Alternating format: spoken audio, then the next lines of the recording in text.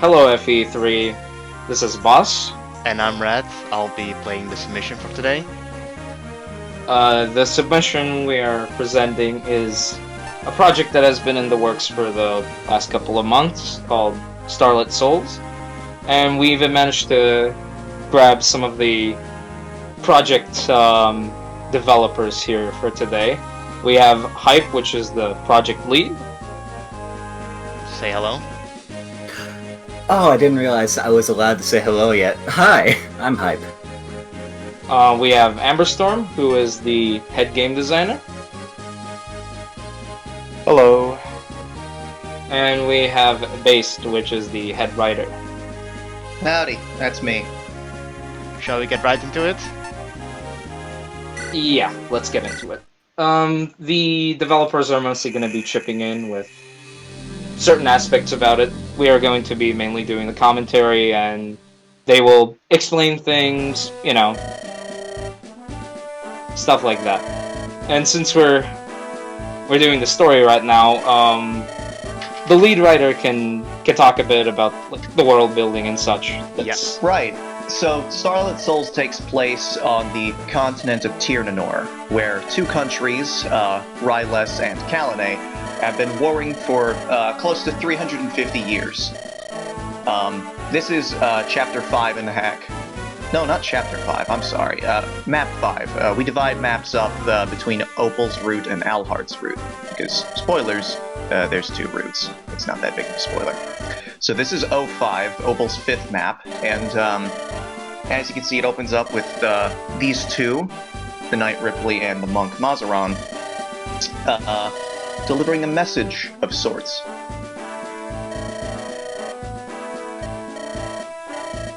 We see Mazaran.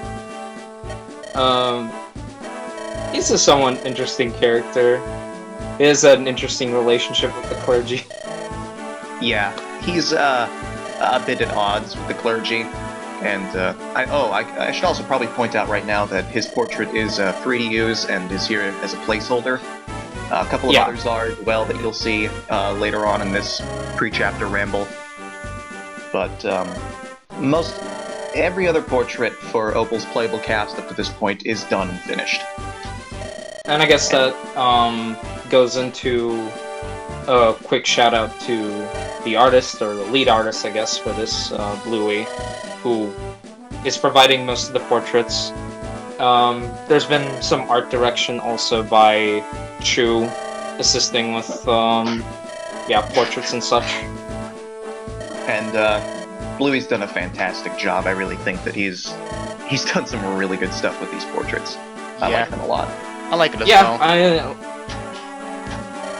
He definitely has like a pretty distinct style, I'd say. I like a lot of the like character faces that he does. I think they're pretty like I said, distinct for like Fire Emblem. I haven't seen a lot of this in like most Fire Emblem hacks.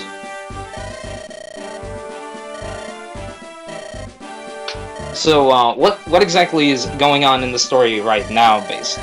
Right, so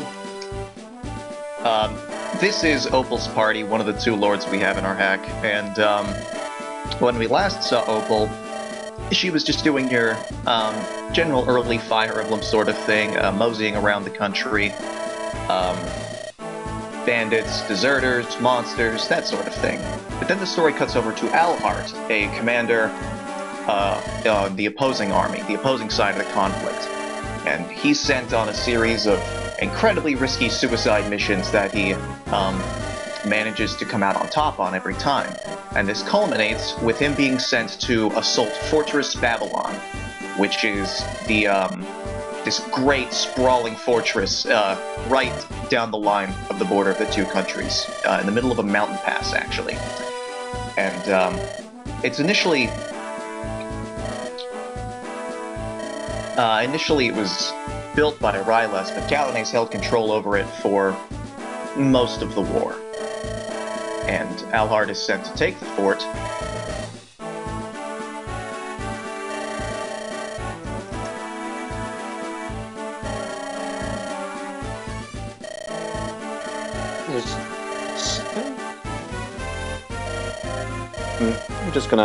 I'm gonna hop in here just for a sec while Based is muted. Yeah, so it's actually I'm not sure. I'm not really sure. Yeah, so yeah, Base gave a pretty solid overview of the story. So the primary gameplay deal with this is that we're going to see is you're going to be moving back and forth between two armies. You unfortunately aren't going to be able to see All Heart's army in this, but as you see here, we have Jonathan, who is, as we know, is Opal's father, the All Riser family. You'll learn more about them in like the full version when it's released. But yeah, so Jonathan, he's a major figure in the Senate of Kalane, and he's one of the senators who is more focused on peace than winning the war, precisely, whereas the other senator, you see, with the gray hair, Adelbert, which I'd also like to point out as well, a lot of the temporary portraits that we have were taken from the Nicked collection. It's a really great asset for temporary portraits and things like that. It updates some of the colors to the FE8 just temporarily because when I kept doing the events, it kind of irked me that some of the portraits were FE7 colors and some of them were FE8, so I updated some of those. So yeah, so this is kind of the Kalane Senate, where you see it every now and then. It's kind of showing the situation of the politics of Kalane, which are a bit difficult. There's definitely some problems in the Senate. You know, you have a war that goes on for 350 years, and some people get a bit fanatical about winning the war. And Kalane is a very religious-heavy country, and as we'll hear from Adelbert in a few minutes, the explanation for why some of them are so fanatical. I think it's coming up right here, in fact.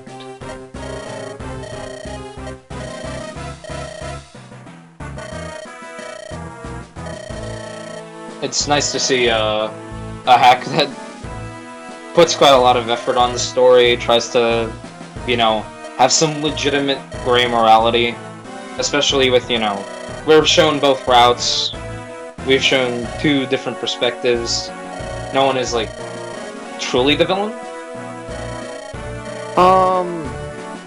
Well, there is a villain to some degree, but it's not your traditional villain, I would say. It's like I'd say Adelbert, as you'll see, is a bit more of an antagonistic figure, but he isn't a downright villain. He has his own set of motivations that aren't inherently antagonistic, but I suppose since if we go by the sheer definition of antagonist, he is in opposition to the protagonist, but he's not a villain in the sense of the word. So yeah, mostly, now, like, referring to the two countries and politics between yes. them, does it seem either is purely evil? Yes, there's a lot on the plate for both countries. Both countries have their own different styles of leadership, and each of them has their pros and each of them has their cons. So again, we were hoping that we could show some of Allheart's route, but you know, we don't want to keep you guys here for 3 hours going through multiple chapters. Yeah, so, there's certain kind of time constraints that don't let us quite show everything. But yeah, I'm sure that this fragment will showcase a lot of what this project is about. This is chapter 05. So, as Base said, this is actually chapter 9. So you play 4 maps with Opal and 4 maps with Allheart, who we don't play as Allheart, but we will be seeing him at some point in this chapter, since this is kind of the point where the two routes get close to colliding briefly and then separate. Yeah, but I think in the next chapter, 06, which was originally planned, but like I said, we didn't want to go for too long, Opal and Allheart meet for the first time. But as you see here, the Senate has kind of decided to send Opal's army to retake Fortress Babylon, which is a very, very critical position in the war effort. It's the primary pass in between Rylus and Kalane. It would be like very much the border fortress in a sense. So basically, whoever controlled that fortress had a heavy control over who had the front lines.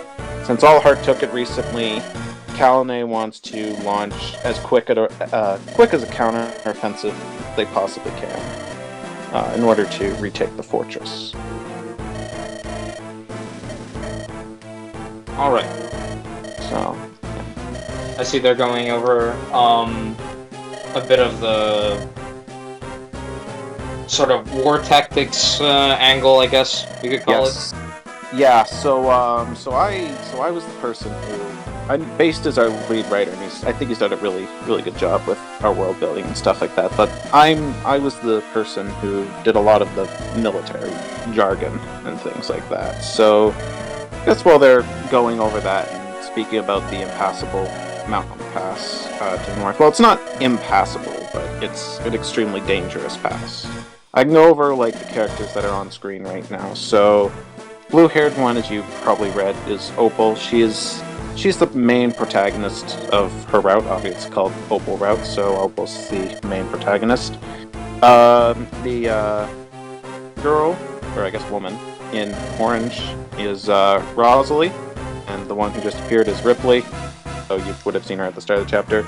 But Rosalie, she functions as the Jagan of Opal Route. Each route does have their own Jagan, obviously. And Rosalie, she's a very well-known commander in Kalane Force. She's got like a title and everything that people refer to by. She's known by both countries. The reasons for that will be revealed a little later. I don't want to give everything away in this for obvious reasons. I want to give people incentive to play the whole thing. And experience the story. Yes. So, but yeah, I do like Rosalie. I had a lot of fun designing her. I really, we'll get to it when we get to the gameplay section, but I really do enjoy designing Jagans, but I'll get into that a bit later. And then the one behind Opal is Helena. She's a Pegasus Knight that we got last chapter. She's, context of last chapter or something I don't really want to go into because it's last chapter, but she's got a bit on her plate. I mean, people can experience it when they get to play this. Oh yeah. Like you said, don't have to give everything away. And the unit next to Rosalie is the unit Ripley. that will be joining us, Ripley. Yes. This chapter. Yeah. She's a bow knight, so It's gonna be a lot of fun. yes.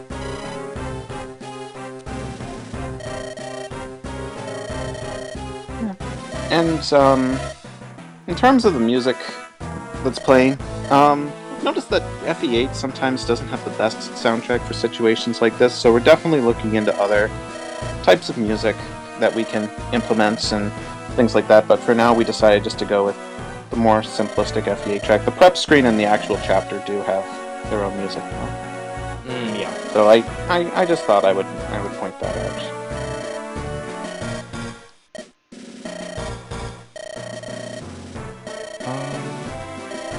I think that is the majority. Most So for story related. for story, yeah, we're getting very close. We're getting very close to the end. I would like to mention that not all pre-chapter dialogue is this long. This is just a pretty important part in the story. Yeah. So it's supposed to be a little longer. We decided to showcase like bigger moment in the story, so we can highlight the story for a sufficient amount of time, give you guys some time to talk about the lore and Yes. Attack. Yeah, I think I meant to mention this before, but I got sidetracked, like I typically do.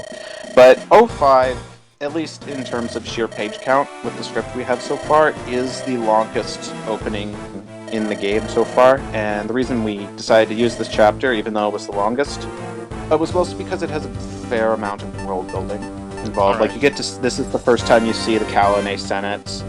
The chapter that actually has both of the lords. It's the first chapter that has both of the lords present in some capacity. So, yeah, and now we are at the gameplay. So, Let's go So, over the units first. it is a bit of a...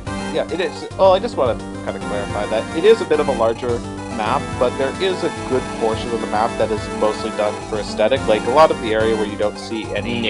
Yeah, that bottom there, and then that hall up there where those two mercenaries are. Yeah, you aren't really going to be going in that area at all. Kind of the point of this map is the previous Allheart map was a bit of an inverse of this map. There's differences in both maps, like the upper buildings and things like that. But I kind of wanted to show that it was the same port by sort of inversing them. So that's part of the reason why there's unused space. And I like how both of them turned out. I think they turned out pretty nice. I do love me some story gameplay integration. A lot of Kaga stuff does things like that, and I love that Yeah. when he does that usually. And since this is at no expense of the gameplay, it's perfectly fine. Yeah, I made sure to differentiate the maps, because originally they were like the exact same map flipped, and I just didn't think that was acceptable, so I went and I changed it some. It's fair. So we should probably start going over the units. This is our lord. Yeah, this is Opal.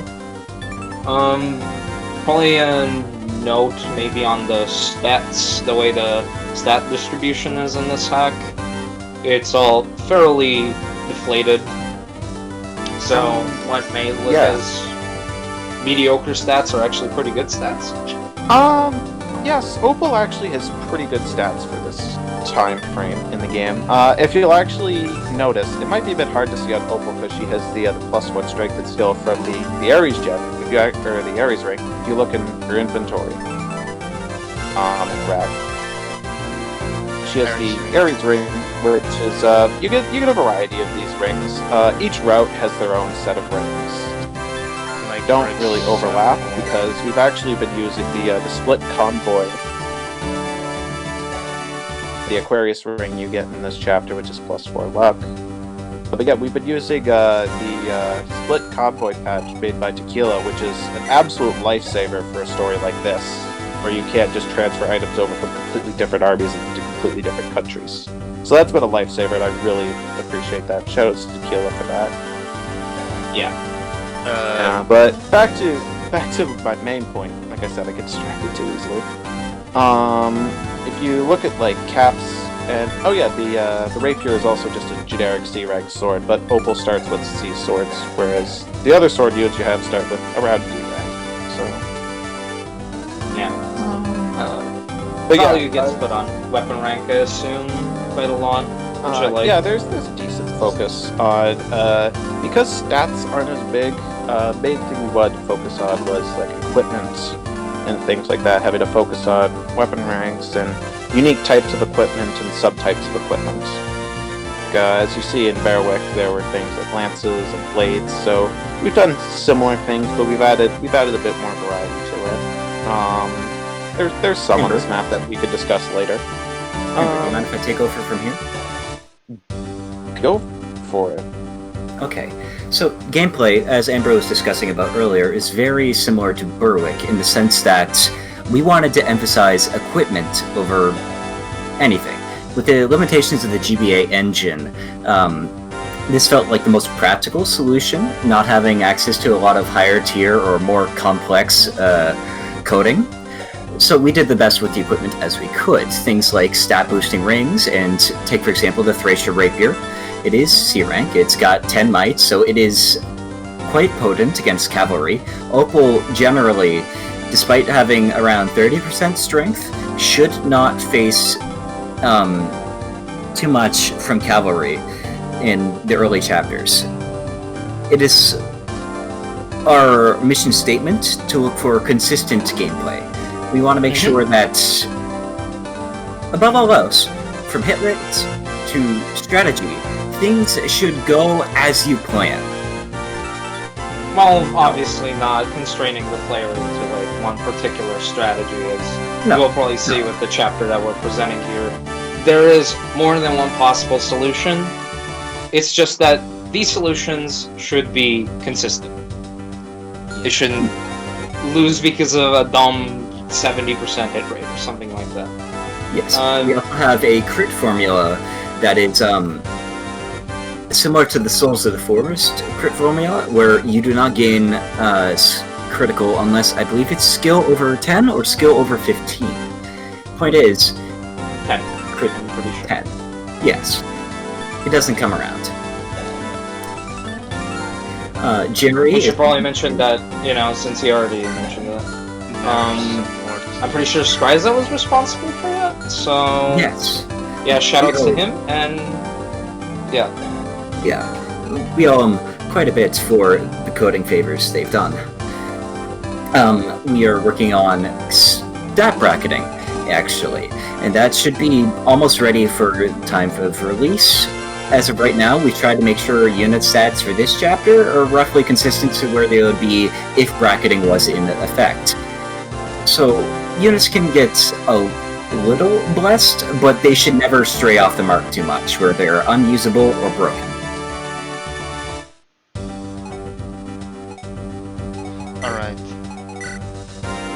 Alright, so that was Opal. I guess, in terms of showing off how equipment is, maybe Ripley is like a good unit to show it off. Because she has an interesting...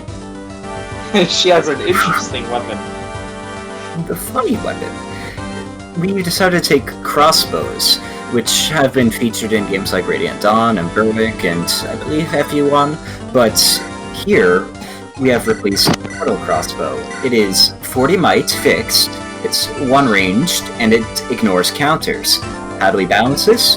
It has a special devil effect.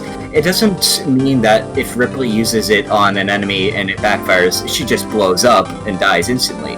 It has a devil eclipse effect. It takes around half of your health if you do it. Or it takes about half damage, which we also owe. Use more devil weapons because half damage, yeah. Yes. Another thing that we have to shout out Skryza for, I'm pretty sure. It deals 50% of the damage that it would have. Yes. Ah, right. Okay. Yeah, Skryza also helped with that ASM, I believe. So, yeah. Yes. Skryza put a lot of work into that. There were many nights of DMs involved with making it. So, thank you to Skryza. Skryza's done a lot of.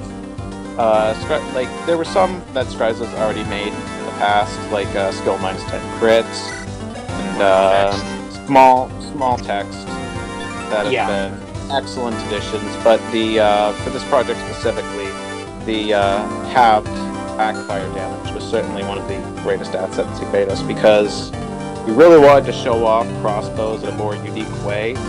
But then I realized, if that backfires, Ripley is not going to exist anymore. So it's a bit too high risk for not enough reward, because he does have one of the higher luck bases in the cast, but that's still about a 20% backfire. Well, I guess we should also discuss the Jagan, since that's another pretty important unit. Rosalie is a holy knight, so she carries A-rank spears and D-rank staves, or is it E-rank? D-rank at this point. Yeah, she functions as a support unit and is your staffer until by the end of chapter 2. And she also comes with a Brave Spear and gets around 1 to 2 Silver Spears during the course of early game. She is bulkier than most units. It does not mean that she is invulnerable to damage, but she is definitely one of your best damage punches, which is important in a game where enemies hit quite hard. Do you want to check out the Blast Mage while we're here? Right. He's on the trees. He's actually not our mage. The enemy mage. No, not the same. one. This is +1. Also, His weapon. can we talk about his weapon? Yeah, that's That's a really dangerous weapon to carry around.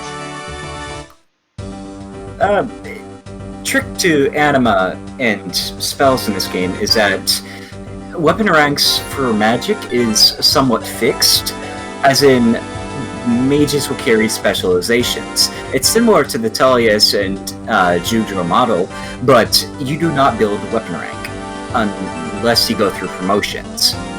For example, there you go. A Fire, B Wind, C Thunder. Each of the magic schools have different specializations. Fire is very huge might, and Blast is very indicative of that. Wind has some excellent tomes that are brave, accurate, or killer in some instances, or effective against flyers. They are more utility tomes. And finally, Thunder. I believe Varen comes with Thunder. They all come with extended attack range. So yeah, bows also come with extended attack range. Longbows and similar free-range bows are locked to foot archers. Yeah. I think Amber wanted to chip in with something? Go ahead, Ember. Regarding, like, the magic. They don't all, like Thunder Magic, or as we call it, Thor Magic, because Thunder Magic is too long for the text string if we want to add extended attack range. Not all Thunder Magic is 1 to 3 range, but they are the only magic with extended range options. It's kind of an extension of how bolting is Thunder Magic. So, certain Thunder, like Varen's Thunder Ray, higher rank Thunder Magic, do have range to them. Lower rank Thunder Magic, it's kind of the in-between of Fire and Wind Magic, as it traditionally is, where it doesn't have as much might as Fire. And yeah, we could show them off in the prep shop, because...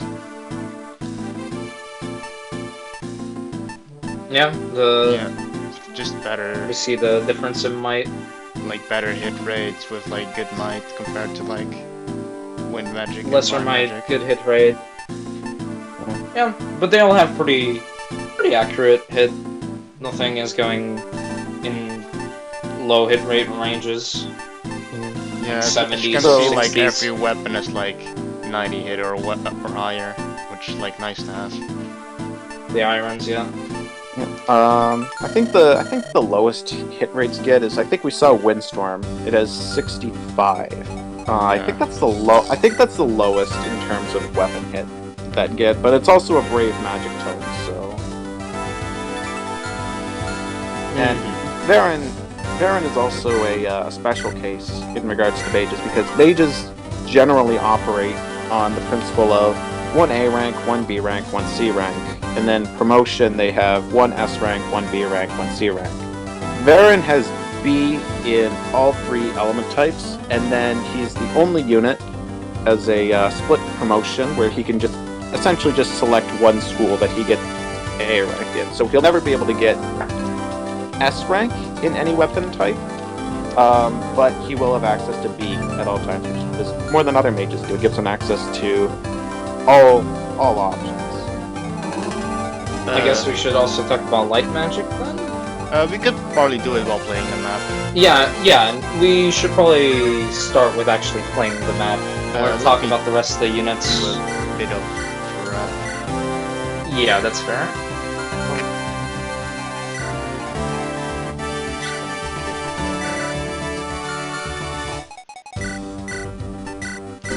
I'll hand it back to Hype to continue talking.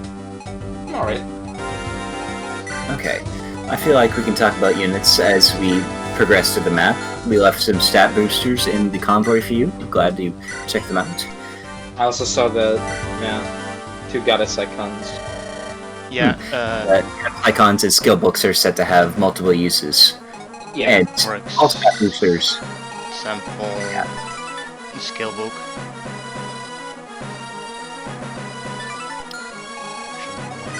Alright, let's start a map. Yeah. We can test if this backfires or not.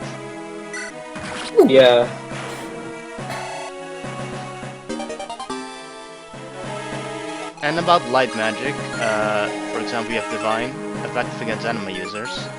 So, Yeah. Also- Mazarin just kind of explodes that guy. as you can see, the weapon triangle is no longer present. Because I can just do this. You guys want to talk about like for a bit? like removing the weapon triangle? What led you to that decision? The way I understand or would prefer weapon triangles in Fire Emblem games has mostly come down to defining natural differences between the weapon types. Sword users and swords are generally light and accurate and should naturally counter axes because of that, but axes should not arbitrarily have bad hit rates against sword users because of that. The plus 10 and minus 10 or plus 20 and minus 20 deficits were never something we were too much of a fan of. Other weapon types also have similar subtypes. Jerry, for example, can use blades, which are strictly more powerful swords. That Claymore? Very strong. Mm-hmm. They tend to get stat boosts of bulk. Jerry is a very bulky man. Let's see, good. Also, generally, from what I've been seeing, enemy offenses are quite high. Yes. You know, offset the fact that our offenses are good, our hit rates are good, our enemies should also have good hit rates and proper offenses to match.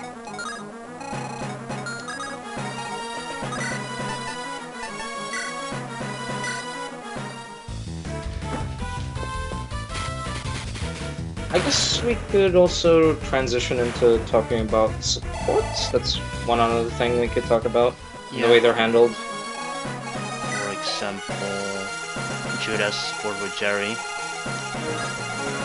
And they are innate, I believe. You guys can chip in about that. Supports are either generally innate or will be progressed through base conversations, which we plan to have. Bonuses have been toned down to fit the more deflated nature of the hack, but they're there. They're free stats. Take advantage of them if you want. Like you don't have to spend out turns like standing next to each other to put up sports. Correct. Yeah, No. that's a huge no-no of GBA design. Consistency, consistency, consistency. It's good words to live by when you're making Fire Emblem hack, I'd say. Also, we have Urbex Medicia. and she has a nice PRF. It's a Yeah. it's a very good one.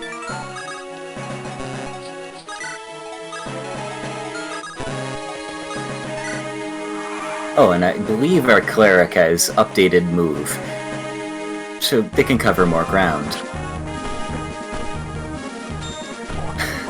Yeah, as you Well, can I see, get lucky. Jude, well, that was also good positioning, you see, because he was getting that crit from sports. Tactical. And now he has 10 skill. So everything he gets, Now he is... adds to his crit.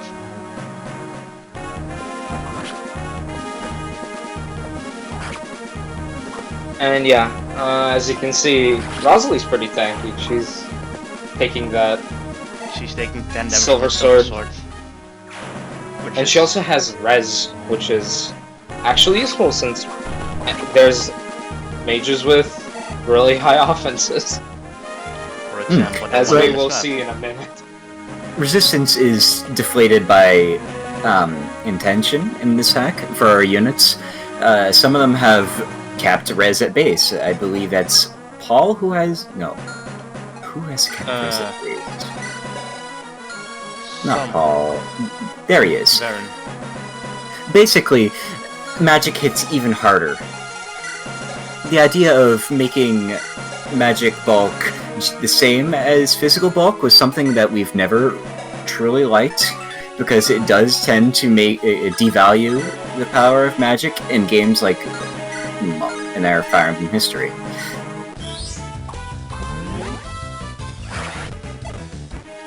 But it seems like all of the weapon types are like have their own niche. Yeah, we Yeah. don't want useless weapons. I mean, each weapon type seems to have its have like specialized equipment in it, which is And it good. doesn't need like weapon triangle to make them better. Yeah. I should have mentioned this earlier. Wait, no, we've already talked about Jerry getting critical from Jude. Yep. We are using him for our example of the no critical below skill 10 example, and that might have been noopsies on my part. Jude is a very good unit. Please use it. And so as soon as we Alright. that with Just maybe it can oh backfire. yeah, if I could just jump in just for a quick joke in regard to the Jude thing. And Jude there is backfires. probably oh there's the backfire. Alright, go ahead, Emperor. Probably one of my Jude is probably one of my favorite units just from a gameplay perspective. I really enjoy Jude, but it's like Jude always comes out below averages. Like he just like this is one because when I was preparing the save file would not level up properly, which is segue thing that we've been working on with which is Saga style bracketing. Yes, Yeah. we don't have it solved yet. There's still some kinks that we're hoping to get sorted out sometime. We aren't 100% certain if we'll be able to, but we're trying. Can turn If off. you never played Bearwick, if you've never played Bearwick before, yeah, it's fine to turn animations off. I think we've all seen all the ballots. But yeah, if you've played Bearwick Saga before, or if you haven't, this would probably be a better tutorial. Essentially, how Bearwick bracketing works is that every unit has to stay within a certain margin of their statistical averages. So, what we've done, or what we're hoping to do, is it so that units will always be within 2 points of their statistical average. So, for example, if Opal would be, if she's supposed to have like 10 speed at her certain level, you could have 8, 9, 10, 11, or 12 speed. So she would always be within 2 points of her average. So it's not forcing you into like an average growth run, but at the same time, it's also giving still some variation. So some units still can technically get RNG screwed, but at the same time, there's a chance that that they'll just get like -4, just never level strength at all. There's no chance of that happening. So Yeah. Certainly helps with design. yeah, and we're and Scry's has been an incredible asset in that regard. We don't have it finished, but so yeah, we have when you kill the Sage boss, these guys show up. I've never actually seen them spawn on enemy phase before, but one of them nuked out of existence. Okay. I guess it's the one is ended up here. Oh! That's interesting. Yeah.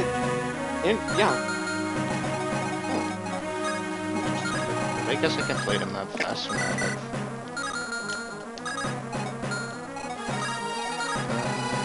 There goes Radd, LTC his way through maps again.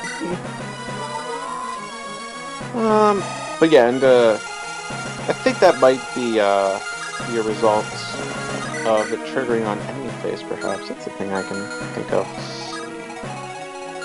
Because I've never actually triggered that event on enemy phase before. I usually player phase that guy because I'm too scared to go near him. But Radd, no fear at all. I mean, he wouldn't have one-rounded anyway, so I had no fear. Oh, yeah. not. think he used that Wind Sage used to be a bit stronger, but then I hit his magic because I thought it was a bit too high and was one too many people. So I think it's just the fear of Eve's getting one rounded repeatedly over and over again while I was playtesting. So I just don't go near him on enemy phase. I just wait for him to come out.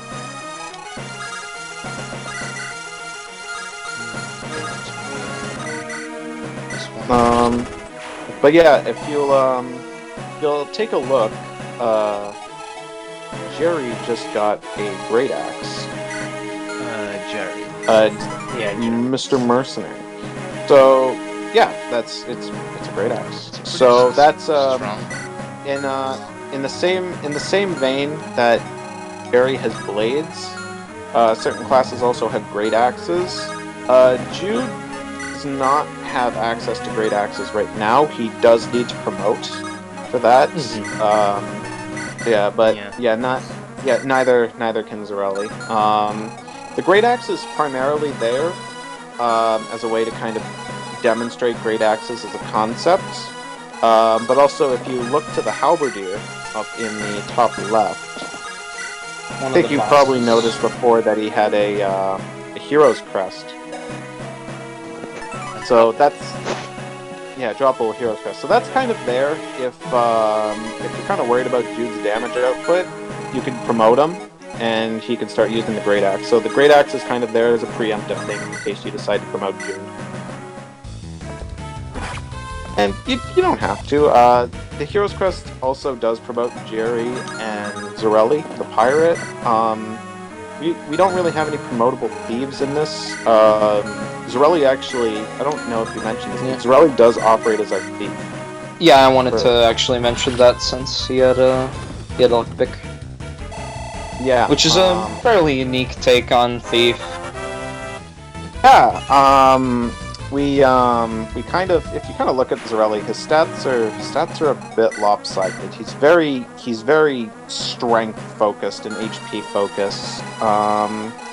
We don't usually like to increase growths too much, but Zarelli is like one of those units where he has very high HP. I think he's one of the 2 units in the game, the other's on All Heart Red, I believe, that has 100% HP growth, and he has also one of the higher strength growths in the game, but everything else is kind of low to kind of incentivize that thing where he just kind of hits really hard.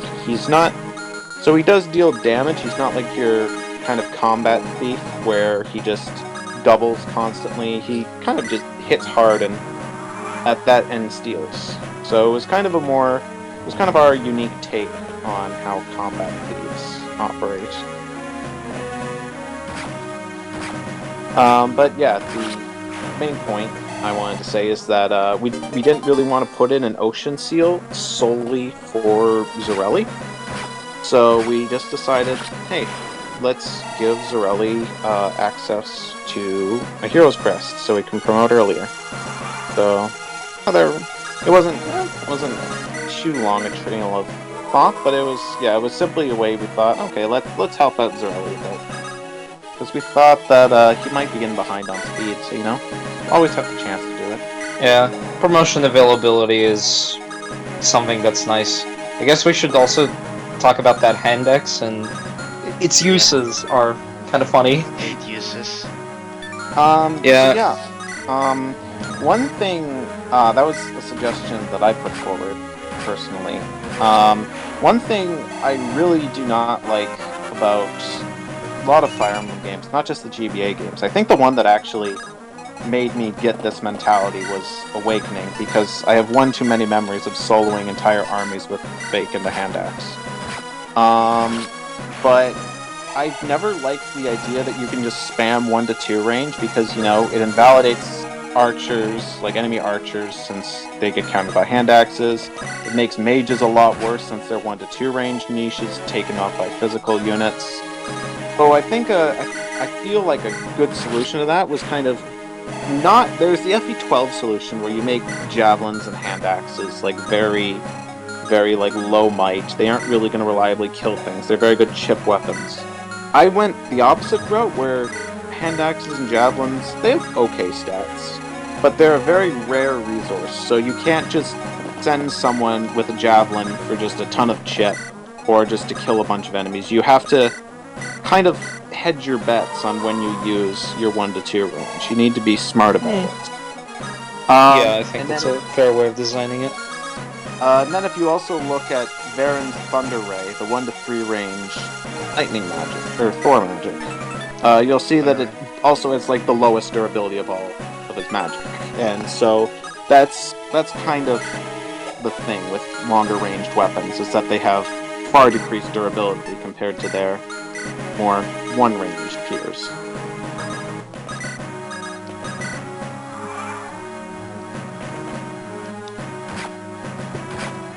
We're starting to close in on the fort. Radd's been moving at the usual breakneck pace that you would expect out of him. Oh yeah. And yeah, as Rosalie mentioned at the start of the chapter, this map is on a timer. You have, I think Rosalie states that you have 4 hours or 16 turns. So, it is something, again, I've seen in other projects where they like to, and also in like certain other games, like Berwick has this, where you try to specify the exact time that a turn is. And so I kind of tinkered with that, and I thought, hey, 15 minutes seems fine. Like, quarter of an hour per turn seems fairly reasonable. Mm-hmm. So yeah, we've been working with that, and we've been doing we're doing our best to keep as consistent with it as possible, because we don't want to suddenly constantly be changing it around. It kind of adds an extra little bit to the world building, to where like you have a general sense of how long events in the world take, instead of being an arbitrary amount of time.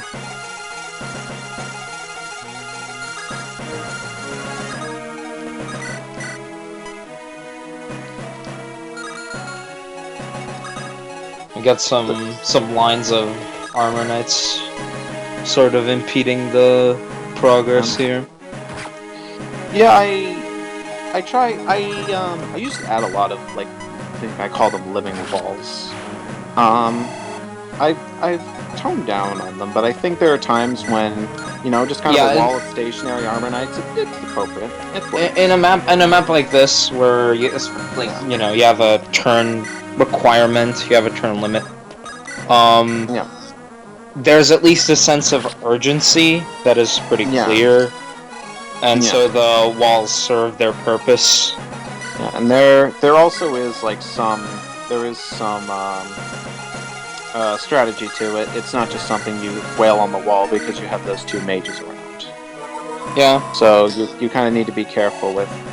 And there's also a thing, because if I recall correctly, and I'm not making a fool of myself, I'm pretty sure the two in the corners don't have 1 to 2 range. I think they just have normal axes. No, they're normal axes. Yeah. So yeah, there is some strategy. You aren't going to have to just deal with 1 to 2 range from every angle. Yeah, it's nice that enemies actually have 1 range equipment, sometimes stronger 1 range equipment. Yeah, like I said a few minutes ago, I'm a very strong believer in the idea of trying to minimize the amount of 1 to 2 range, because I feel just that it's there's a lot more interesting things you can do with it. Like Fire Emblem, I've noticed as a franchise, isn't very innovative when it comes to its weapon design. You have the same basic archetypes for every weapon. You have iron, steel, silver, braves, and then you have a couple of effective weaponry and things like that. Occasionally, that's one thing I do actually kind of like about Tellius, is that there's things like crossbows and things like that. I really do appreciate crossbows. Speaking of, here's some crossbow. Yeah. That was not intended. That was not intended. It was just a general comment. But yes, so I guess this kind of plays into the lore of the story, where if you were reading the Senate scene with Jonathan mentions that this is military technology has advanced far beyond Kalina's at a much more aggressive speed. So while Ripley has the proto crossbow, which can still backfire, Rylus has fully functionable crossbows. And so Ripley's very much kind of a test subject. She's testing the validity of Kalinai's crossbows. So there's a bit of storytelling in there where, and then Kalinai, by extension, also has a lot more cavalry. They're a very cavalry-heavy country, whereas Rylus is a more infantry-focused country. Once you experience the story proper and see it, you'll see that all of the proper soldiers of Kalinai in Opal's army, outside of Boone is the only one. They're all mounted. And a lot of the infantry are mercenaries or other individuals that Rosalie's party has picked up on their way to the front lines. So Again, story gameplay integration is real nice.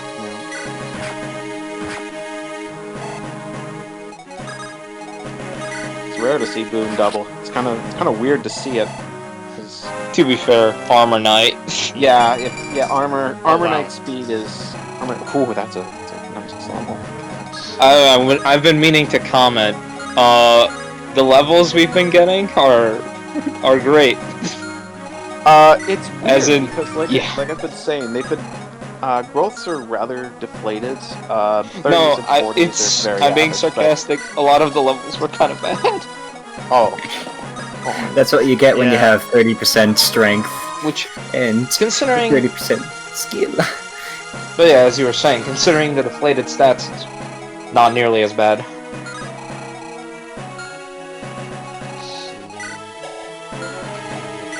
but so it looks like we're getting pretty close to the end of the map. So Yeah, we're closing in on the bosses. I believe Radd placed Mazran to try and bait in the halberdier, No, she will probably or the die. crossbow. I wanna play it more safe. Oh no, I was talking about the other side. Oh yeah.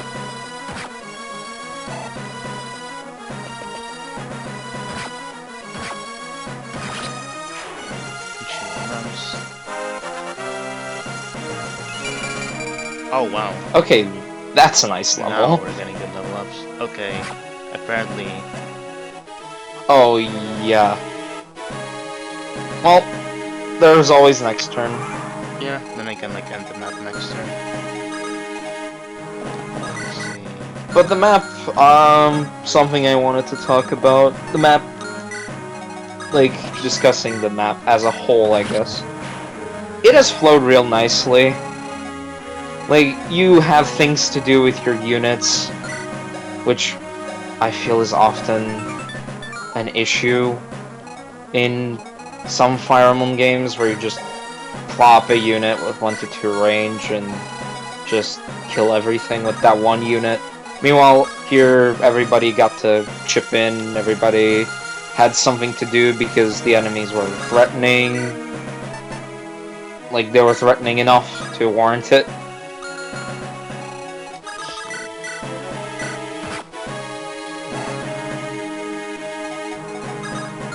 How do I do this without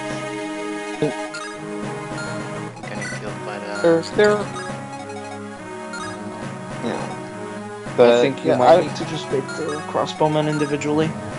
Yeah, just need to... You were saying, I was a bit worried about having the halberdier boss, but you do get a very early hop one guard that it's pretty difficult to miss the hop one guard. So Yeah.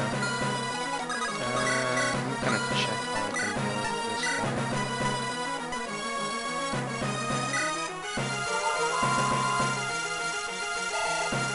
Also, yeah, when I said it flowed nicely, I did by no means mean that it was easy.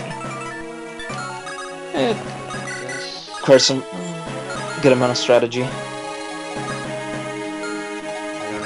don't know. and if you also take a look at the pillars, you'll see that pillar stats have been adjusted to something that's much more my style.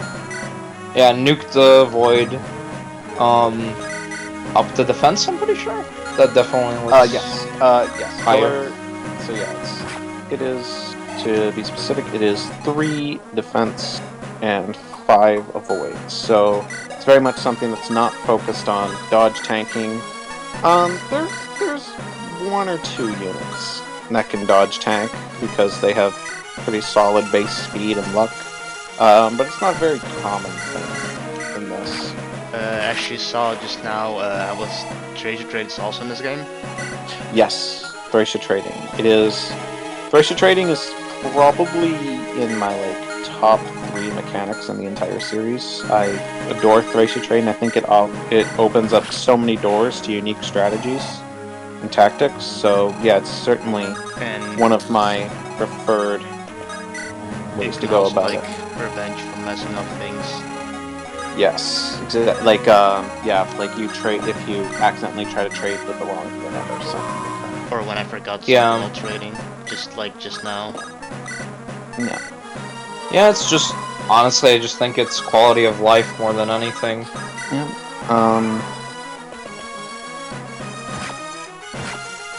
Yeah, we're closing in on the 2 bosses now. Oh. I mean, speed's very good for Rosalie. I Please think it's don't actually. Yeah. Like Amber mentioned, you have a hop-on guard by this point, so Yeah, and this because can be avoided. It's just. Yeah, I was playing a bit fast. Like this. Yeah, you were playing rather aggressive. You're playing far more aggressive than I usually am on this map. So it's very interesting to see someone take a more aggressive approach to the map. I mean, I tried a bit to be more reliable while doing this. I was optimized for high hit rates. So yeah, we see Alios there, and he mentions Malhart and the Rylus he envisions. I wonder what that could mean. Anyway, I'm not sure if this was brought up yet, but that boar spear that the halberdier has, it's actually a polearm, which is the great axe blade equivalent that spear users get.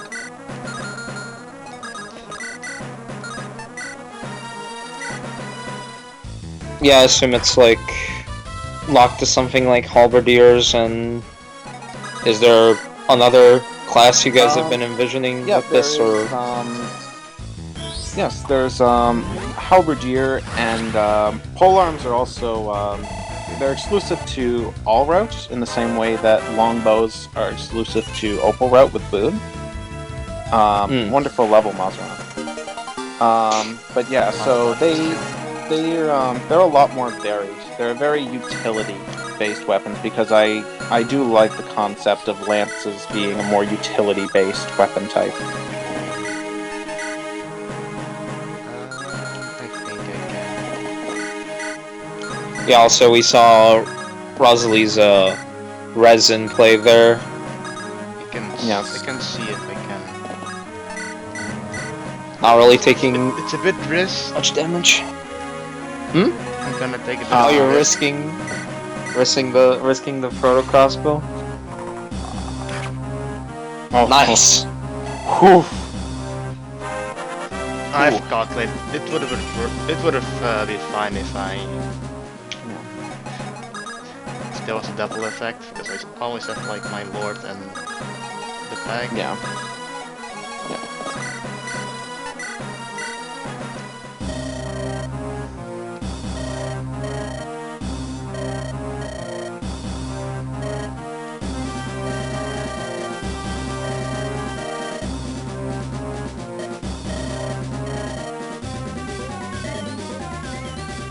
So yeah, we see kind of what they were implying during the Senate scene, Adelbert and Jonathan, and you'll learn more about that in the game proper.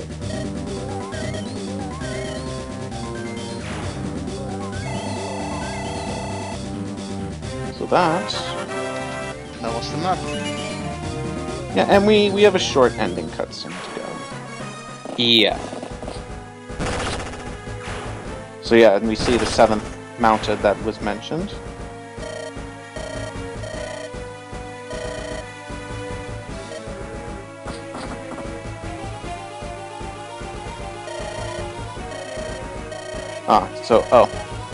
Right, I forgot to adjust that. So that's and here, there we have Allheart has just appeared. So that is the other lord, and the one in the black armor is Kurtz. He's a pretty major NPC in Allheart's route. He's not playable, at least not at the moment.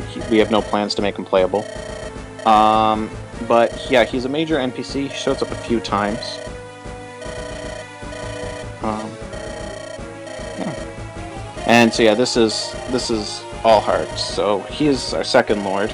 So you'll be seeing a lot more of him when the full release comes. Yeah, So as you see- I believe they're talking about the past that they were referring to earlier. At this point. So yeah, here's Sebast. He's one of the only portraits I didn't fully upgrade to FE8 colors because it was kind of a thing I did last night. But yeah, they were when Rosalie was mentioning kind of the pass. The primary reason why it was so hard for Calony to cross is, as I mentioned before, the cavalry. They have a very heavy focus on cavalry, so I think we're good here, Ray. I don't think we need to go. But it automatically Further. goes next chapter. So I mean, you could have stopped at the save screen. maybe. Yeah. Well, I guess in terms of gameplay, we will leave it off here, but we can finish. Yeah, we could still discussion. finish our commentary here. So yeah, like as we were talking about before, Calony is a very cavalry focused country. So for a cavalry unit to take the pass would be essentially suicide, but for an infantry unit to take the pass would be a lot lower risk. So still a major risk. So Allheart decided to take that risk so that he could cut off the opposing army. So that was the plan that he was going with. Yeah, so that's what we just saw happen there. So kind of goes to show that Allheart's is a bit of a tricky guy. He'll do anything to really achieve his ideals. Base, would you like to say something about that? I know you really enjoy Allheart. I do. Allheart's. I like him a little bit more than Opal. Al's got a pretty troubled past, and he's got some plans of his own up his sleeve. I really like him, and I think that it's going to be real fun to see what he goes through in his route, delve into what happened to him in the past. I think it's pretty cool, but I might be a little biased on that front. Well, we'll have to see when the release comes. Yeah. I suppose. We are rather close to a first release. It's mostly just a matter of script writing, which falls to me. But we're still ironing things out. There's always going to be typos to find, gameplay things to tweak. But we are close to a first release. That's all real nice to hear. I guess we can clarify what that first release will consist of in the last couple minutes. So first release we're planning, we aren't sure on a time frame yet, since script writing can take a while. Redrafting is extremely important in writing, so we'll see how that takes. But content wise, we're expecting about 14 chapters in our first release, so it'll be 7 Opal maps, 7 Allheart maps. So it'll consist of that. And it'll be out hopefully soon. We hope so. So yeah. We're That looking is- forward to that. Yeah, Yes. I appreciate that. And I thank you guys for taking the time to do this and for bringing us on. All We right. really appreciate it. Yeah, don't mention it. For real, thank you. Always got to bring projects like this that have a lot of effort and passion put into them in the light. Well, I'd say that about wraps it up Yeah. for this submission. I guess we're done. Yeah. Hope you guys enjoyed it. See Have ya. a good day.